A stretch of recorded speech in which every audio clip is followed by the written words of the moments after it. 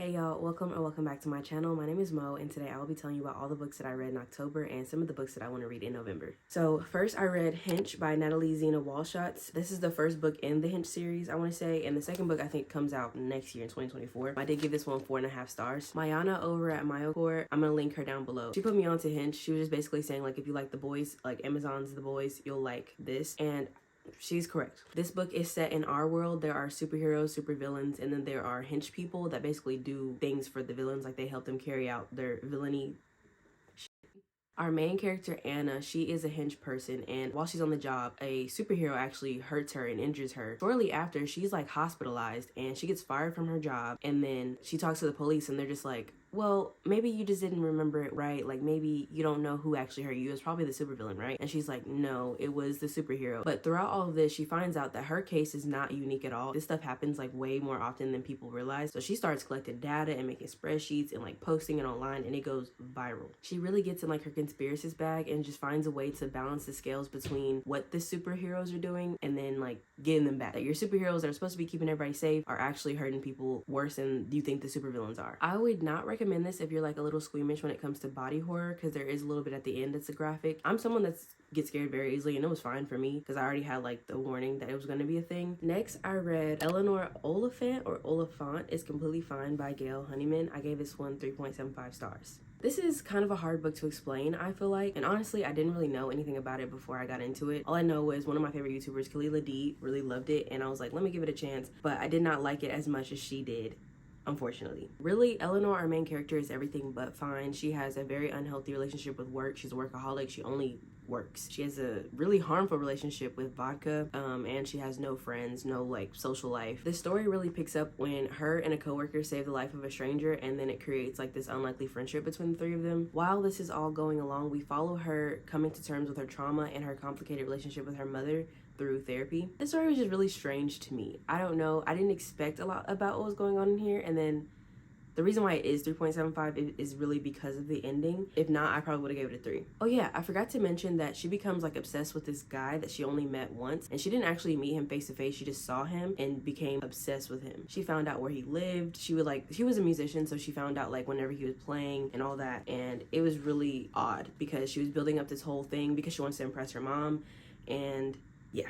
If you are interested in books that talk about mental health, you may enjoy this. I personally really love talking about mental health issues, but I did not really vibe completely. The next book that I read was Witchlings by Claribel A. Ortega. I did give this book 5 stars. So in this book, witchlings reach a certain age and they get placed in their covens where they become like full developed witches with powers. We follow Seven Salazar. She wants to get grouped with her best friend in her coven, but she ends up actually with her school bully and the new kid in town. Because of how they're selected, these three have to like complete an impossible task to get their powers, and if they don't, they basically become like the town's target for like humiliation and exploitation. Yeah, at one point it was like a child was getting starved. So if you don't want to read that, don't read it. I don't know how this is like really that much of a kid's book, like that part of it, but like the rest of it is very like silly and cute. Like it's actually pretty wholesome for the most part. I really enjoyed how Seven and her friends, they really all grew into themselves and found out how to like nurture their friendship and work as a team. I really loved that. Also, I liked the world building a lot because it was easy to follow along with, and it was also interesting at the same time. But it is middle grade fantasy, so it is very silly. For example, there's frogs that competitively race, and then there's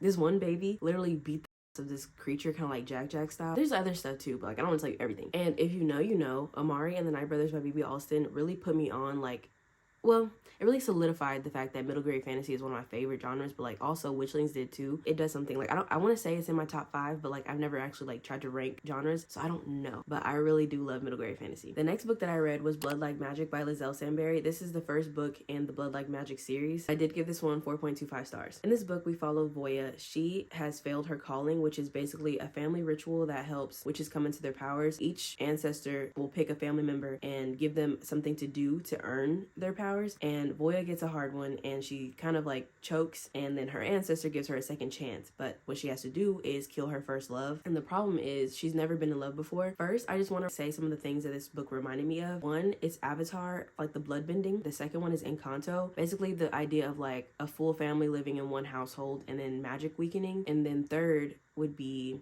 Legendborn because of the ancestral calling, and also the references to slavery trauma. I enjoyed a lot about this book, but I also was annoyed too much at the same time. The whole like hack me thing that was going on was really irritating. I guess it was supposed to be like substituting cuss words, but they also used regular cuss words that we use. And hack me, I don't know if it was kind of like a me type of thing, or like, I don't know, but I really hated it. Like, it was referenced like at least 15 times, I want to say, and I don't think I'm exaggerating. Like, I feel like I read it, okay, I'll say at least 10 times, which is too much for me. It was like every other sentence, it felt like. I don't want to hear that I don't know, I'd rather you just cuss all the time than make up those words. And I hate to say that and be like so cruel about it. Like, obviously that was like a creative aspect, it was supposed to be like something to differentiate, but I really didn't like it. I'm so sorry. I also didn't care much for Boya's choices.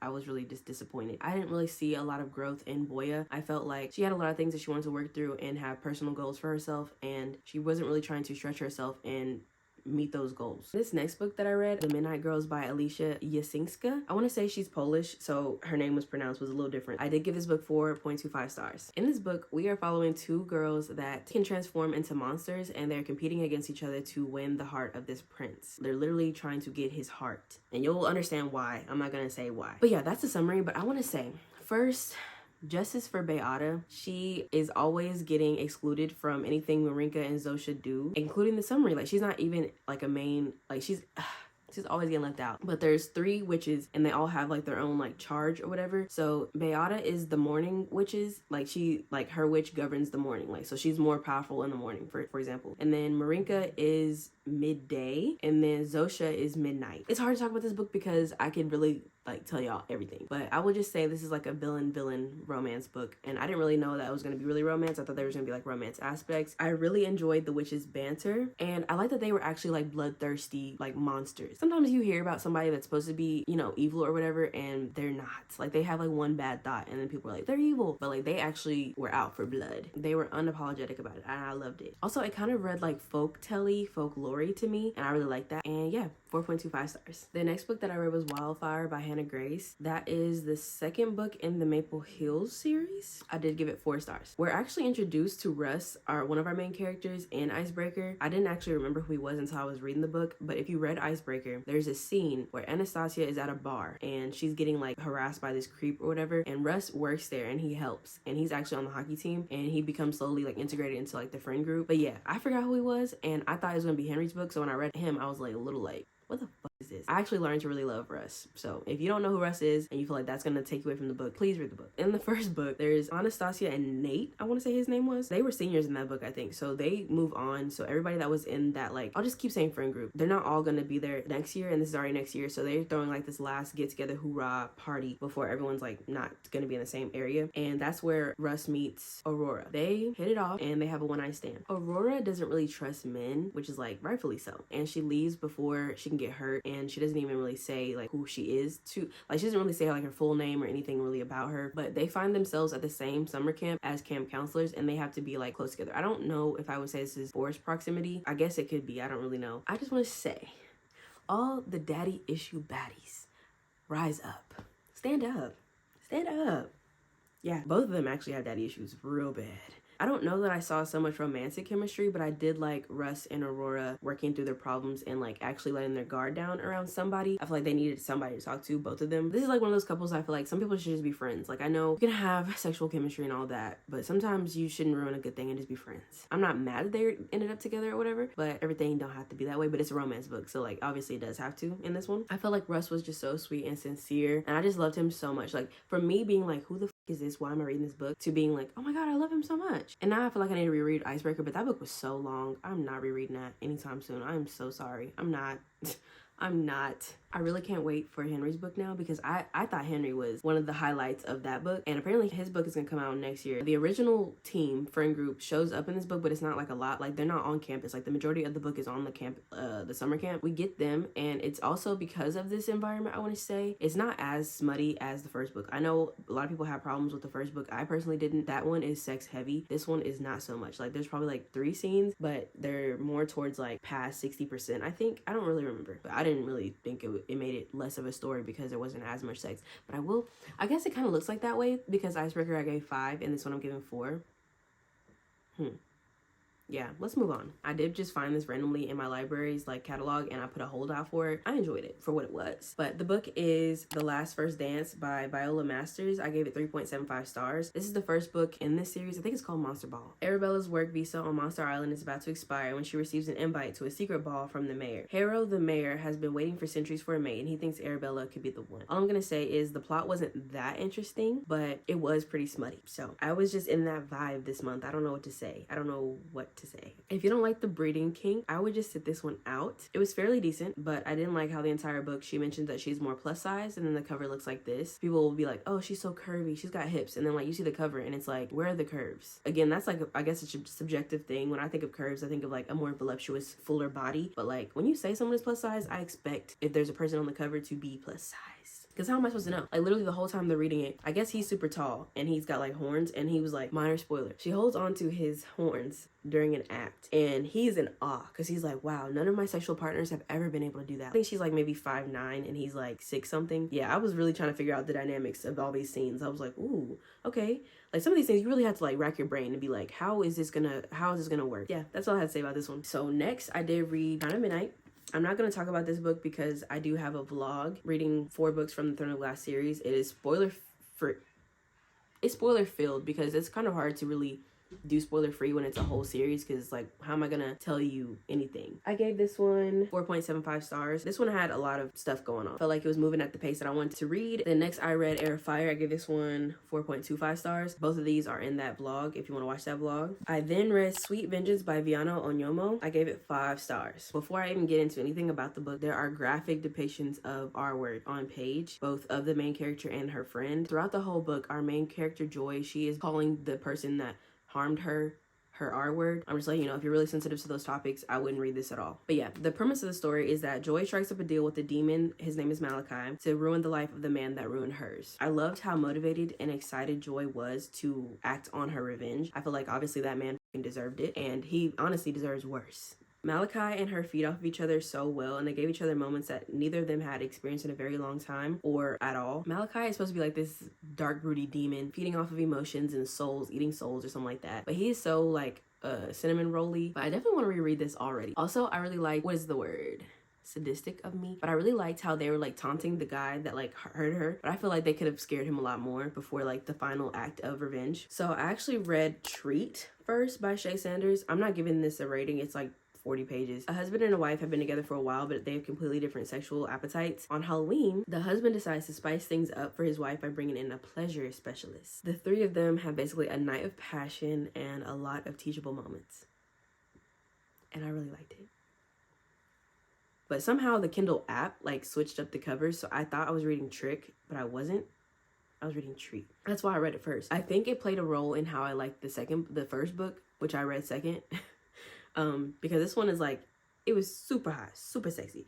But the next one I was just like, bored. But let me still talk about Treat real quick. I have something else I wanted to say. Oh, I loved how the husband acknowledged how he wasn't fully satisfying his wife. Like, she was fine with the sex, like it was vanilla sex, and he doesn't really have like a high sex drive at all. So she was just like, whatever, I love him so much, like he's the one for me, so I'm just gonna have to make this work. And he was like, she shouldn't have to feel like that, you know? Like literally he told her he can live without head. Like he doesn't care about head. Yeah. Like that's what he's on. Yeah, the scenes in this one were a lot better than the first book, I think. So now on to that book called Trick, also by Shae Sanders. I'm not giving that a rating either. That one was like 30 pages. It's centered around 2 people on a date, like a first date. It went wrong until it didn't. And I don't know, it wasn't doing nothing for me. It was a little boring, to be honest. The steamy scenes were like just okay. Especially after reading that one. Like I feel like I should have read it in the right order, but it wasn't my fault. It wasn't my fault. Next, I did read The Assassin's Blade by Sarah J. Maas. I gave this one 4 stars. It's also in that video that I mentioned. This is the last book that I read in that spoiler-filled vlog. It is a short story collection. There's 5 short stories, and they are really before the events of Throne of Glass. I feel like it would have been a better reading experience for me if I read this before Air Fire. There's a lot of things happen in Air Fire, but it like the pace kind of slowed down a little bit. Going from like so much of Crown of Midnight and then going into this next probably would have like made me more interested in Air Fire. I would just say if you do want to read the series, like read it however you want and whatever makes the most sense for you. Next, I read My Roommate is a Vampire by Jenna Levine. I gave this one 4.75 stars. So our main character Cassie, she finds an ad for an apartment that is $200 a month. Okay, I'm still doing the summary, but I'm just gonna get in here real quick. I just feel like Cassie should have known there was a catch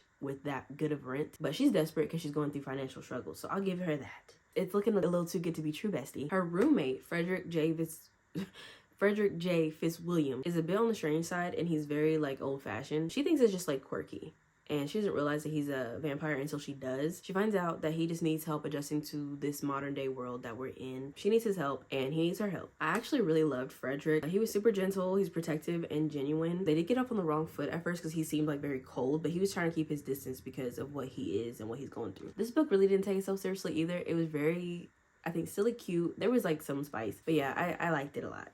I had a lot of fun with this one. The next 6 books I read in my last video, my 24-hour readathon. I'm not going to tell y'all about what the books are because I kind of like the idea of like a little mystery. Like if you want to know, you have to check out the video. Also, because I talk so much, it'd be nice if I could just be like, this is my rating and then move on. So we're trying that out.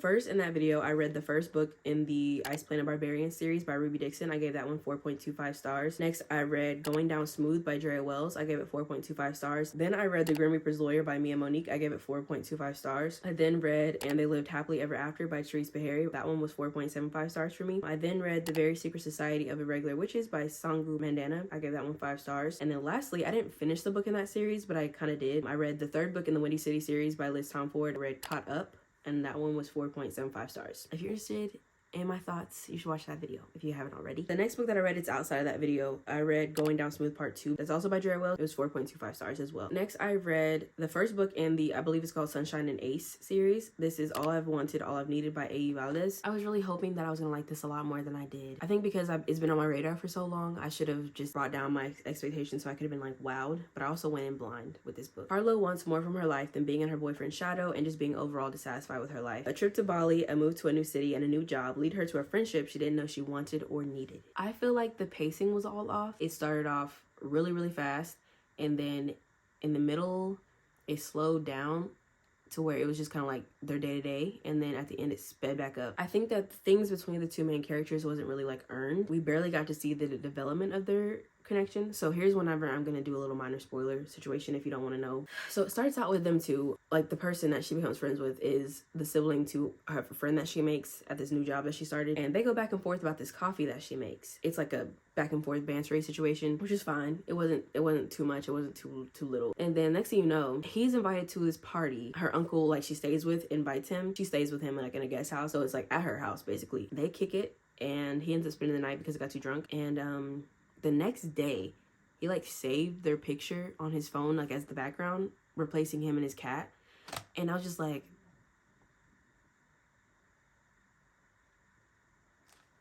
it's just not realistic. Once Asen and Harlow did get close, their interactions were sweet, but their sexual chemistry was a little off to me. Like, I don't see it. This is another instance of, I feel like some people should just stay friends. I don't care if you have a sexual attraction. I think some people are just better off as friends. Okay, you can think a friend is attractive, you can be attracted to a friend, but I don't think some people should cross that line ever. Next, I read My Sister the Serial Killer by Oyinkan Braithwaite. I gave this one 3.75 stars. Ayula, I didn't listen to the audiobook also, by the way, so if I say these names wrong, I'm so sorry. Ayula has killed her 3rd boyfriend in a row and expects her older sister, Korede, I know I'm not saying that right, to drop everything and help clean up the mess again. Ayula claims it's always self-defense. Korede doubts it and believes that it's retribution for how their father treated them in childhood. Korede finds herself in a dilemma when her sister sets her eyes on the doctor she's in love with at the hospital she works at as a nurse. So, Korede's job.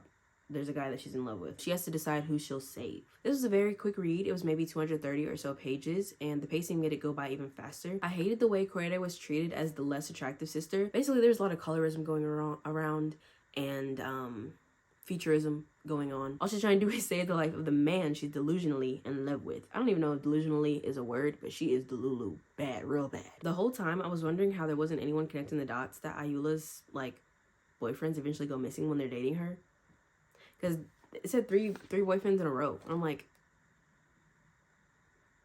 who's the common denominator?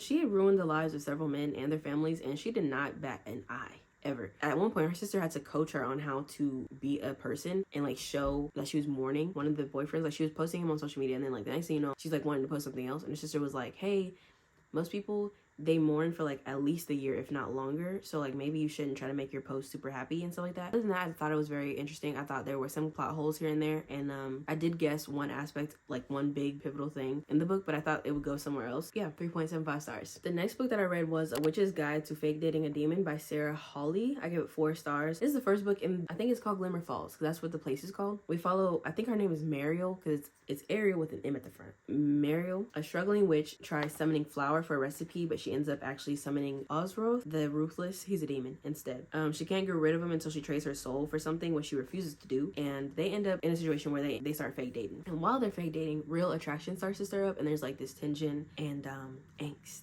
But they both have their own separate problems that they're trying to solve, so like, yeah, it's just a lot going on in this book. I don't really think I'm explaining this that well, because he needs the soul real bad to like help his society, and then she needs her soul because it helps her with her magic. Like that's where her magic is. I had a lot of fun with this book, and I pretty much liked all the characters. Oz was so precious and confused about all the new things he was experiencing. I did love him and Mariel. I like how they got along, and it was just another fun book that I read in October. Next, I read People Notice the Rain by Cindy Paul. I gave this one 3.75 stars. So Silas meets this strange boy that keeps following him around. He keeps like commenting about his smell. Silas comes to find out that werewolves do exist outside his his favorite role-playing game is Dungeons and Dragons. Yeah, that's really the premise.